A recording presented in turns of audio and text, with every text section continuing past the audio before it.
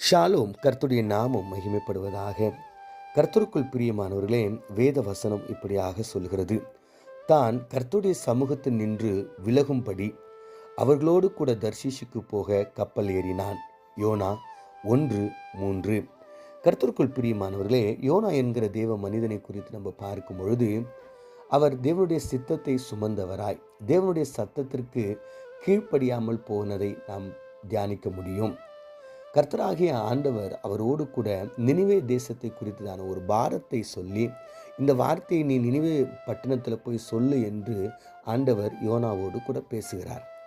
ஆனால் யோனா அந்த சத்தத்திற்கு கீழ்ப்படியாமல் விலகி ஓடி கப்பலிலே அவர் படுத்துக்கொண்டு நித்திரை செய்யும்போது ஆண்டவர் ஒரு பெரிய அலையை எழுப்பி அந்த இடத்திலிருந்து அவரை கடலுக்குள்ளாக போடுகின்ற ஒரு நிலைக்கு தள்ளுகிறார்.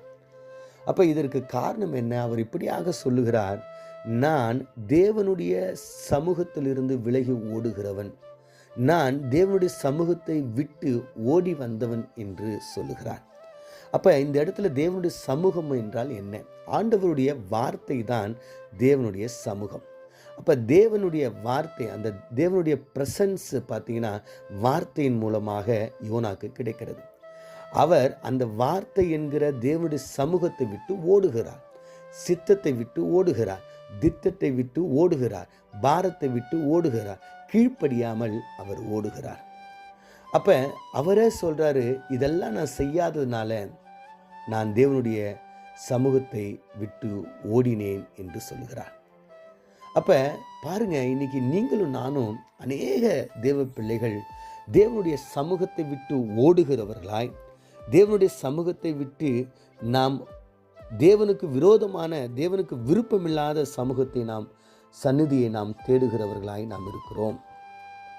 இன்னைக்கு அநேக நேரங்களில் தேவனுடைய சமூகத்தை, தேவனுடைய அந்த பிரசன்ஸை நம்ம எப்படி பெற்றுக்கொள்ள முடியும்?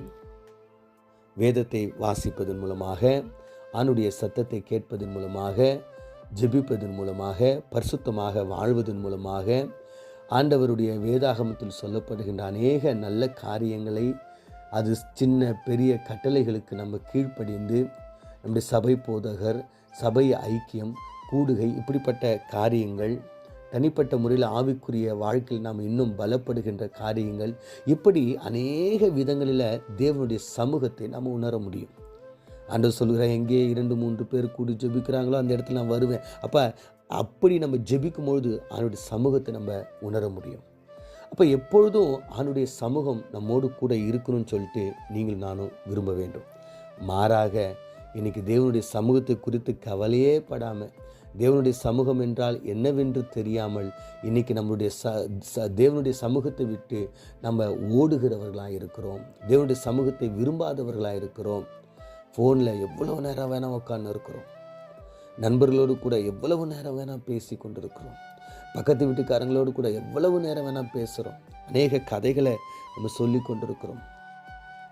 இப்போ டிவியில் தேவனுடைய சமூகம் கிடைக்குமா? ஃபோன் பேசும்போது நமக்கு தேவனுடைய சமூகம் கிடைக்குமா? நண்பர்களோடு கூட பேசி கொண்டு இருக்கும்போது தேவனுடைய சமூகம் கிடைக்குமா? கிடைக்காதுங்க. ஆனால் இன்றைக்கி நீங்களும் நானும் ஜெபிப்பதிலிருந்து நாம் விலகி ஓடுகிறோம். அங்கே தான் தேவனுடைய சமூகம் கிடைக்கிறது. வேத வாசிப்பதிலிருந்து நம்ம விலகி ஓடுகிறோம். அங்கே தான் நமக்கு தேவனுடைய சமூகம் கிடைக்கிறது. பரிசுத்தம், ஐக்கியம், ஆலய வழிபாடுகள், தேவனுக்கு பிரியமான நண்பர்கள், தேவனுக்கு விருப்பமான உடன் வேலையாட்கள், இப்படிப்பட்ட காரியங்களை நம்ம விலகி ஓடி புறஜாதி மக்களோடு கூட, புறஜாதி மக்கள் செய்கிற காரியங்களோடு கூட நீங்களும் நானும் இணைந்து கொள்ளுகிறோம். கர்த்தருக்குள் பிரியமானவர்களே, இன்றைக்கி நீங்கள் ஒருவேளை தேவனுடைய சமூகத்தை இழந்து போயிருக்கிறீங்களா? ஒருவேளை தேவனுடைய சமூகத்தில் நீங்கள் ஓடிக்கொண்டு இருக்கிறீங்களா? தேவனுடைய சமூகம் உங்களுடைய சரீரத்திலையும் உங்கள் வீட்லேயும் இல்லாமல் இருக்கா? நீங்கள் நல்லா தெரிஞ்சுங்க. ஒருவேளை தேவனுடைய சமூகம் உங்கள்கிட்ட இல்லைன்னா, நீங்கள் விரும்பலைன்னா, சாத்தான் உங்களுக்கு வியாதிகளையும் கஷ்டத்தையும் கவலையும் கண்ணீரையும் போராட்டத்தையும் கொண்டு வருவான்.